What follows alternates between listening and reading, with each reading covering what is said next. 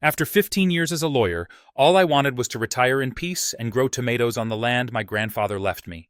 But my HOA had other plans. They showed up with bulldozers, thinking they could push me around. What they didn't know? I owned the very ground under their feet, and by the time they found out, it was already too late. For 15 years, I gave everything to my career: long nights, courtroom battles, and the grind of building a legacy at my law firm. But when I finally retired, all I wanted was something simple: to live quietly on the land my grandfather left me, and to grow tomatoes. My days became slower, calmer. There was peace in the soil, healing in the rhythm of planting and watering, and joy in seeing the first sprouts peek through. Then one morning, peace ended with the sound of heels on gravel. "Excuse me, what do you think you're doing?" I looked up from my garden bed, my hands still covered in dirt, to see her, Nancy Williams, head of the HOA. Arms crossed, lips tight, and eyes scanning my driveway like she was preparing for war. Her voice was sharp enough to cut glass. "I'm expanding my vegetable garden," I replied, keeping my tone polite. "Just adding a few more rows." Her gaze swept over my neat raised beds like they were trash on a pristine lawn. "This is completely unacceptable," she said coldly. "Vegetable gardens are not allowed in front yards. It's in the rules. You'll need to remove all of this." I wiped my hands on my jeans and stood, feeling the distance between us grow wider than the sidewalk. My property deed predates the HOA. I'm exempt from most of the rules. The previous board acknowledged that in writing. I can show you the documents. She dismissed my words with a flick of her wrist. "Save it for the hearing. You'll be getting a formal notice of violation. Daily fines start tomorrow." That was the moment it shifted, from neighborhood nuisance to outright hostility. I watched her snap pictures of my garden with her phone like it was a crime scene. Two neighbors slowed their walks to listen. One offered a sympathetic nod. The other quickly looked away. That evening, I found the orange violation taped to my front door. $53 a day until I removed the unauthorized agricultural activity. But what hit harder than the fine was the feeling it brought. This wasn't just about tomatoes. This was about control. Nancy wasn't enforcing community standards. She was using the HOA as a weapon, harassing residents she didn't like, rewriting the definition of rules as she saw fit, and building a kingdom of fear one fine at a time. I had wanted a quiet retirement, a chance to honor my family's legacy and live simply. But standing on my porch that night, violation notice in hand, I knew I was being forced into a fight I hadn't asked for, and she had no idea who she had just challenged. The days following Nancy's violation notice weren't quiet. They were calculating. At first, I thought she might calm down. Maybe she'd realize she overstepped. But then came the second letter. Then the third. Each one more aggressive than the last. What began as a notice about unauthorized agricultural activity had grown into a legal storm of citations, veiled threats, and HOA jargon designed to confuse and intimidate. The language shifted. Words like compliance, mandatory remediation, and public nuisance were thrown around like they held absolute power. Each envelope from the HOA felt heavier, more hostile, and the fines kept growing: $53 a day, then $100, and with it, a threat of legal action if I didn't cooperate. It was no longer about the garden. It was about sending a message. Nancy had turned the HOA into her personal enforcement squad. She wasn't governing, she was ruling. And her rules weren't about protecting the neighborhood. They were about reminding us who held the gavel. Even neighbors who once greeted me with friendly waves now glanced nervously when I walked past. Nancy's shadow was long, and no one wanted to be her next target. She even brought in her own lawyer, Robert Taylor, the kind of man who carried a briefcase like it was a badge and spoke in rehearsed legalese. I met him for the first time when he showed up at my property alongside Nancy. They stood shoulder to shoulder like executioners delivering a verdict. "Mr. Anderson," he said, flipping through documents with an exaggerated air of authority, "under Section 8.3 of the Willow Creek HOA Covenant, Your property is in violation. Immediate remedy has been approved." "Remedy?" I asked, arms folded. "You mean bulldozers?" Nancy didn't flinch. "You've left us no choice. These structures are disrupting the harmony of our neighborhood." "They're tomatoes," I replied calmly. "Not radio towers." Robert ignored the sarcasm. "Refusal to comply will result in legal escalation, including potential liens on your property." I couldn't believe what I was hearing. A garden, my retirement joy, my peace, was now a legal battleground. But what they didn't realize was that they weren't just pushing against a man with a few tomato plants. They were pushing against a man who spent his life fighting legal wars for others. Now, I'd fight one for myself. That night, I dusted off my old law books and began building my own file. Property records, HOA bylaws, correspondence from past board members, and county regulations. I knew they were hoping I'd back down. I also knew this was bigger than my garden. If they could bully me, someone with legal knowledge and resources, what chance did the elderly couple down the street have? And then came the final insult. 3 days after their visit, I walked out to find 3 enormous bulldozers parked across my driveway, engines humming, blades gleaming, blocking me in. Nancy stood behind them with arms crossed, a smug smile on her lips like she'd just conquered a kingdom.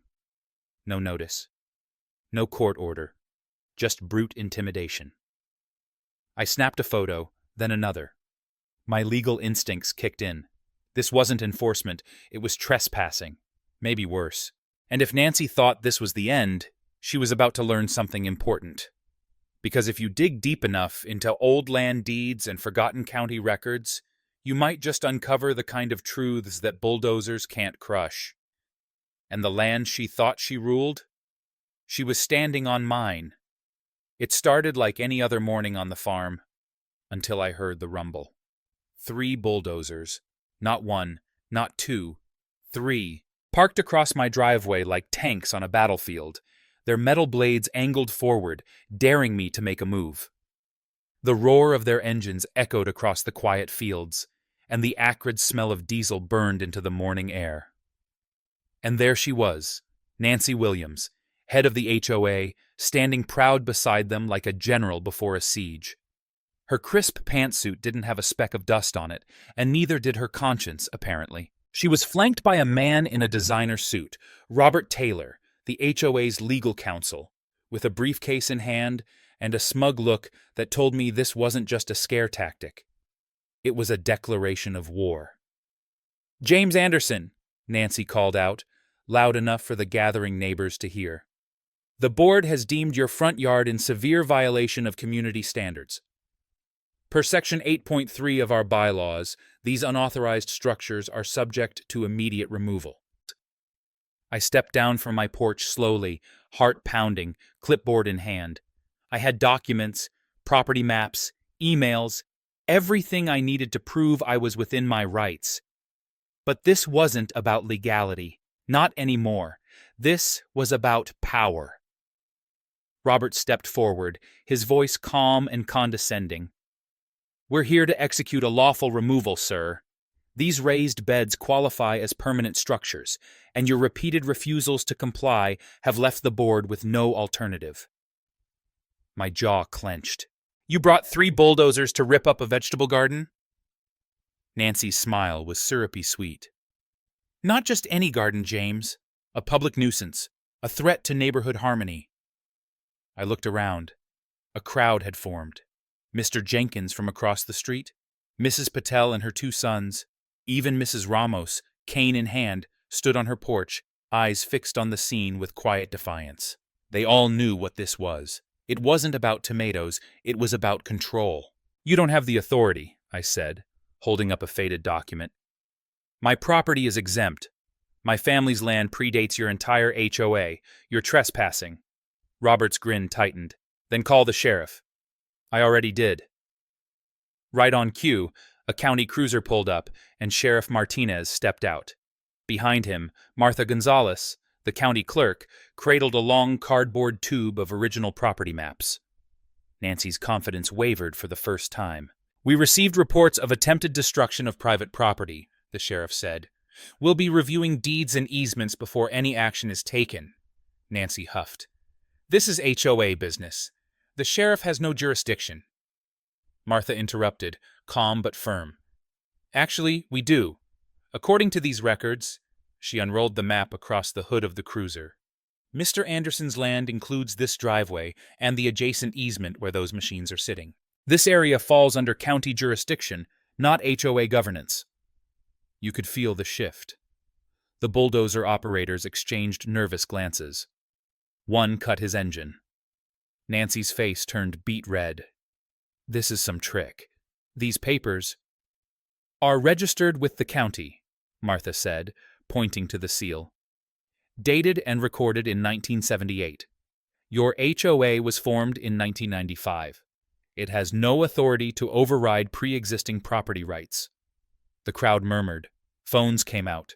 Neighbors were recording. I stepped forward, voice steady now. You brought bulldozers to tear up a war veteran's garden. You ignored permits, ignored county law, and you tried to scare me off my own land. Sheriff Martinez turned to the drivers. Stand down. Leave the property immediately, or face charges of trespassing and attempted destruction of private property. The engines died. One by one, the bulldozers began reversing. Nancy's mouth worked, but no words came. Robert whispered something in her ear, and they turned to leave. Before she stepped into her car, she looked back at me with a fury I hadn't seen before. This isn't over, she spat. No, I replied. It's just beginning. I turned back toward my garden, still standing. And behind me, for the first time in years, I heard something that sounded like applause. Small, hesitant at first, then louder. A neighbor patted me on the back. Mrs. Ramos raised her cane in the air like a victory flag. They tried to bury me, but they didn't know I was the seed. They came with bulldozers. I came with the truth. As the last bulldozer reversed off my driveway and the sheriff took statements from shocked neighbors, a silence settled over Willow Creek. But inside me, a storm had begun to brew. Not of fear, but of resolve.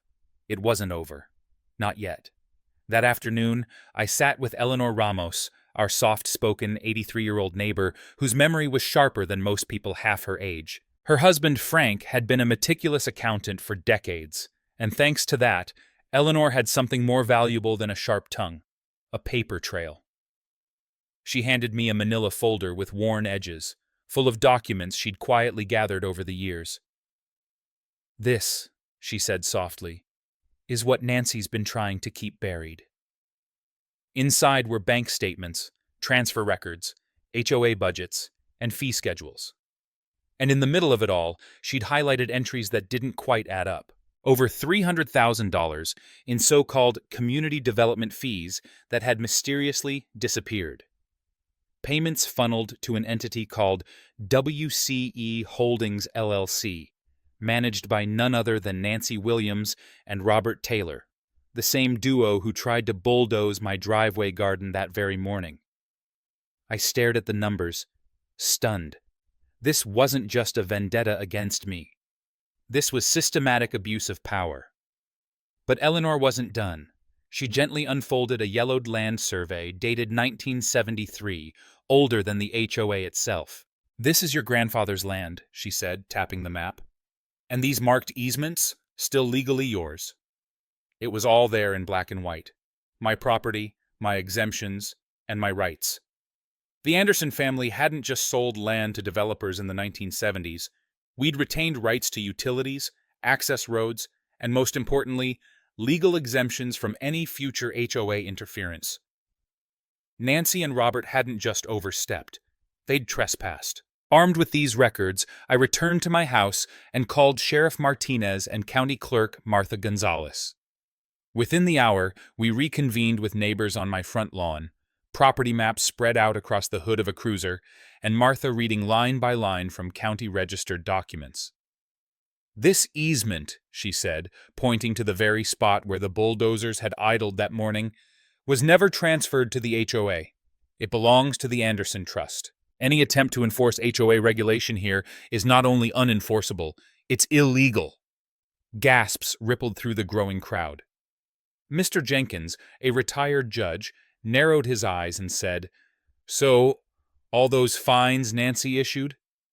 "Void," Martha replied, "unless the homeowner willingly agreed to them, and even then they must comply with county zoning laws, which, frankly, most of these rules don't." Nancy, who had reappeared with Robert at her side, turned a deep shade of red. "This is a trick," she snapped. "We've governed this community for over 20 years. "And you've done it on borrowed power," I said. "Power you abused to fine people for bird feeders and wheelchair ramps. You overreached, and now we have proof." I held up the copy of the 1978 agreement, the page showing our exemptions, and the clause stating that all disputes regarding the Anderson parcels fell under county jurisdiction, not HOA arbitration. Sheriff Martinez, eyes grim, looked at Nancy. "You knew about this, didn't you?" Her voice cracked. "We assumed it no longer applied. It was outdated." "The law doesn't expire just because it's inconvenient," I replied. And just like that, the spell Nancy had cast over the neighborhood, through fear, threats, and false authority, began to break. Neighbors looked at one another, at the documents, and then at me. Their confusion turned to understanding, then to anger, because this wasn't just about one garden. It was about every unjust fine, every harassing letter, every quiet neighbor who didn't fight back because they thought they couldn't. Robert tried to retreat, but Mrs. Jenkins blocked his path with her walker. "You're not going anywhere, sweetheart," she said, her voice sharper than her cane. Nancy stared at the maps like they were written in another language, one where truth couldn't be bought and titles meant something. And in that moment, we all realized something profound. They had brought bulldozers, but I had something stronger: history, law, community, and the truth. "You're not the only one with receipts," Eleanor said, and the room fell silent. As the bulldozers retreated, the dust hadn't even settled when Eleanor Ramos stepped forward from the crowd, her cane clicking against the pavement with quiet determination. She may have been in her 80s, but her spirit stood taller than anyone on that street. All eyes turned to her as she reached into her oversized handbag and pulled out a thick manila folder. "For years," she said, her voice clear and calm, "we've been bullied by an HOA that forgot who it's supposed to serve." She handed the folder to Sheriff Martinez. He flipped it open, eyebrows rising with every page. Bank statements, financial transfers, internal memos, documents most folks would overlook, unless, of course, their late husband was a professional accountant like Eleanor's was for over 40 years. She turned to face the crowd. "When Nancy fined me $200 for having a Christmas angel in my window after January 5th, I started asking questions. And what I found—" She paused, letting the weight of her words land.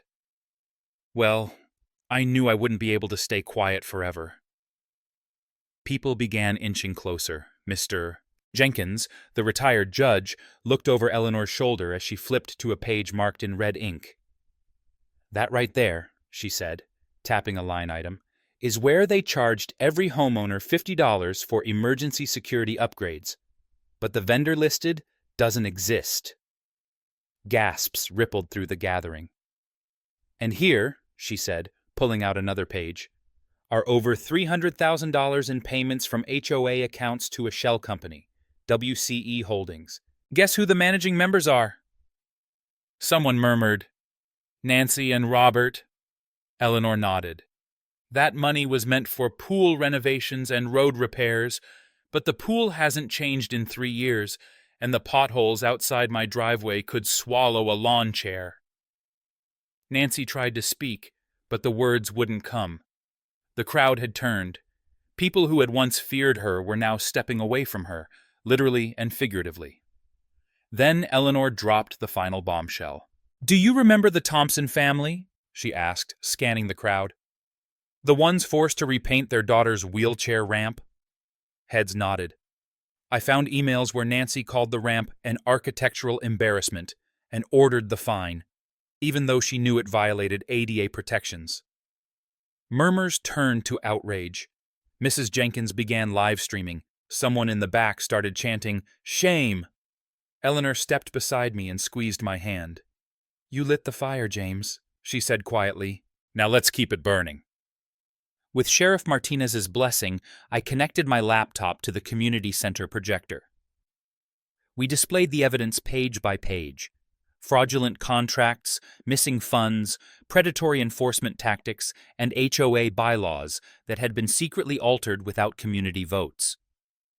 One by one, residents stood to share their own experiences. Mr. Patel had been fined for planting native flowers. The Wilsons were penalized for having a wind chime. Mrs.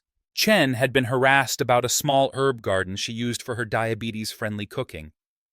Each story was a spark. Together, they ignited a fire. By the end of the meeting, we'd formed a temporary oversight committee and voted, unanimously, to dissolve the current HOA board. Nancy and Robert were nowhere to be seen. They had slipped away during the chaos, but the damage was done, and not in their favor. Eleanor smiled that evening, surrounded by neighbors she had once known only in passing. "This isn't just a neighborhood anymore," she whispered. "It's a community again." And in that moment, it wasn't about bulldozers or bylaws. It was about truth, resilience, and the power of standing together, even when your legs need a cane to do it. The truth always comes home, and this time, it came with handcuffs. It was barely noon the next day when the squad cars returned to Willow Creek Estates, but this time they weren't here to mediate. They were here with warrants in hand. The neighborhood that once cowered under Nancy Williams's sharp tongue and Robert Taylor's intimidating legalese now watched from porches and lawns, their coffee cups clutched tightly and their hearts pounding. Because today, they'd witnessed something none of them thought possible. Justice. It all started that morning when I handed Sheriff Martinez the final binder, Eleanor's evidence, with my annotations. Inside were pages of misappropriated funds, forged signatures, and illegal HOA bylaw amendments. My hands shook as I explained each one. The sheriff didn't say much, but I could see it in his eyes. This wasn't going to be handled with a simple citation. By 11:42 a.m., Nancy's white SUV was boxed in by two black and white cruisers. Officers stepped out and approached her with calm precision. She was dressed immaculately, as always, but the confidence in her stride was gone. When she opened her door and stepped onto the curb, she looked around like a performer realizing the audience had turned against her. "Mrs. Williams," said Deputy Calhoun, "you are being placed under arrest for embezzlement, fraud, conspiracy to defraud homeowners, and multiple counts of abuse of authority under state HOA governance statutes." Nancy blinked. "You can't be serious. This is just paperwork. Board business." Calhoun responded without flinching. "The county prosecutor disagrees." She spun toward me, fury bubbling beneath her panic. "You think this makes you a hero, James? You're just a gardener with a grudge." I stepped forward, calm, firm. "No, Nancy, I'm a property owner, just like every neighbor you bullied and stole from." Across the street, Eleanor stood with her cane in one hand, a thermos of coffee in the other, and a smirk that said, "I told you so." Just then, another cruiser pulled up, this one for Robert. He had hoped to quietly disappear, but Sheriff Martinez had anticipated the move. Robert tried to act composed, but sweat glistened on his forehead as they read him his charges: fraudulent contract drafting, misuse of legal authority, and financial collusion.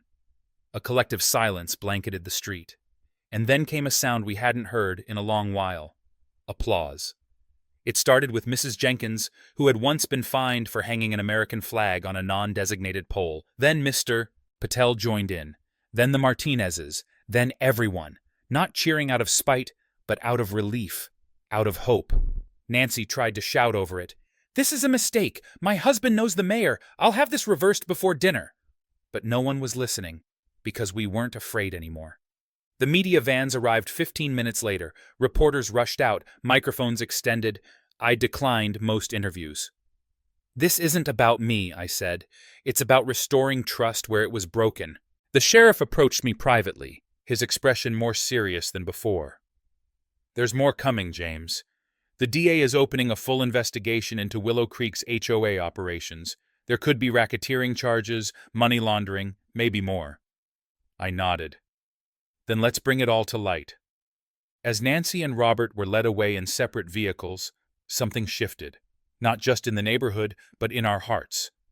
Fear had been replaced by resolve, resentment by purpose. This wasn't just the fall of two corrupt leaders. It was the rise of a community finally ready to take back its voice. The garden where it all began was blooming again, but this time, so was our neighborhood. 2 weeks had passed since Nancy and Robert were arrested, and Willow Creek Estates had become something we hadn't seen in years, a real community. Gone were the orange violation slips taped to doors. Gone were the whispered fears about HOA retaliation. In their place were front porch conversations, neighbors swapping tomato seedlings, and children riding bikes along streets once silent with tension. The board had been officially dissolved by unanimous vote, replaced by a newly elected volunteer committee, one committed to fairness, transparency, and kindness. For the first time, people actually smiled at HOA meetings. I declined a position on the board. I'd had my fill of HOA politics. But I did agree to something else. I would lead the community garden initiative, transforming the empty lot that Nancy once tried to pave over into a shared green space for all. We called it the People's Patch. The day we broke ground, Eleanor stood beside me with her cane and clipboard, assigning neighbors their plots. "You get the west corner, Jenkins. That's where tomatoes thrive. And Harold, don't think I forgot about your zucchini obsession," she teased with a wink. Every bed was adopted in hours. Even kids got involved, painting signs, building benches, and learning what it meant to grow something together. One little boy, Max, asked me, "Mr. Anderson, can I grow sunflowers for my grandma?" "You can grow a whole field," I said. And he did. As for the HOA building, the new committee renamed it the Willow Creek Welcome Center. Instead of fines, it now offered assistance. Help with home repairs for the elderly, legal aid referrals, and community classes like canning, woodworking, and even beginner yoga taught by Mr. Patel's niece. The biggest change wasn't in the bylaws. It was in the hearts of the people who once feared each other behind closed blinds.